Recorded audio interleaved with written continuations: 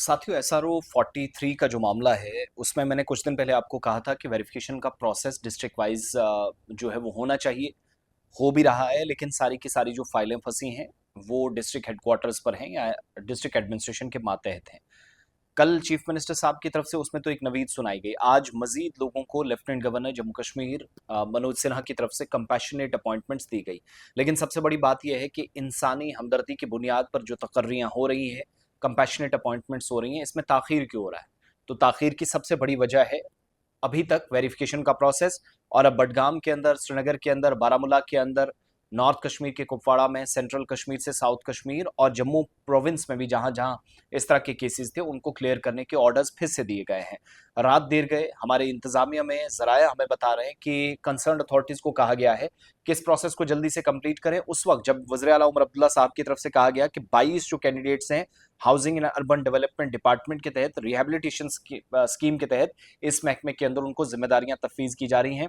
2022 की ये जो स्कीम है, जिसके तहत सरकार कंपैशनेट अपॉइंटमेंट्स या हमदर्दाना बुनियादों पर तकर्री कर रही है उन तमाम लोगों के लिए जो खास तौर से जम्मू कश्मीर यूनियन टेरिटरी के अंदर मुस्तहिक फैमिलीज हैं।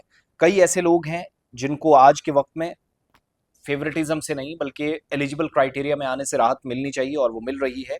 और वज़ीर आला की तरफ से बाज़ाब्ता तौर पर उन तमाम लोगों को जिनको मुख्तलिफ सरकारी डिपार्टमेंट्स में मुलाजमत मिली है, मुबारकबाद पेश की गई है। दूसरी तरफ 52 ऐसे बेनिफिशरीज थे। चीफ मिनिस्टर ने जो पिछला प्रोग्राम हुआ था, हमें याद है 26 मई को, उस वक्त भी अपॉइंटमेंट्स दी गई थी।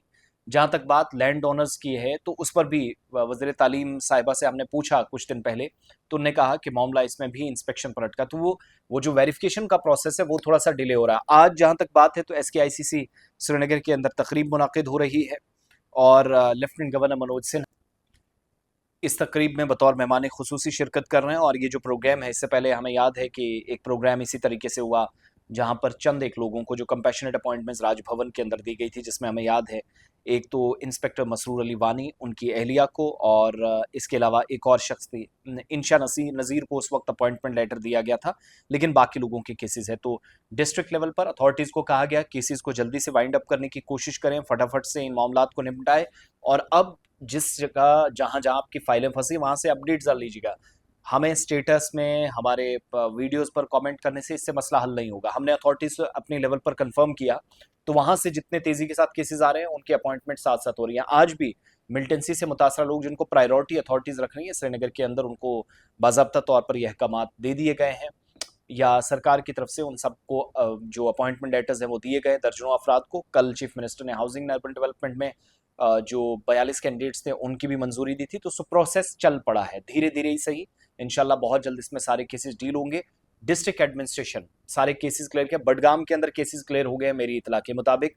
डिस्ट्रिक्ट लेवल जो कमेटी बनाई गई थी, तो इसी तर्ज पर हर जिले के अंदर काम शुरू हुआ। अपने अपनी जगहों पर फाइल्स का स्टेटस लीजिएगा, आपके केसेस बहुत जल्द हल होंगे। सरकार ने इस पर बहुत संजीदगी के साथ कंसर्न डिपार्टमेंट्स को केसेस जल्द से क्लियर करने और मुतासरीन को राहत पहुंचाने की अपील कर दी है, बल्कि कोशिश भी उसमें हुई है जिसके मस्बत नतीजे हम सबके सामने आए हैं।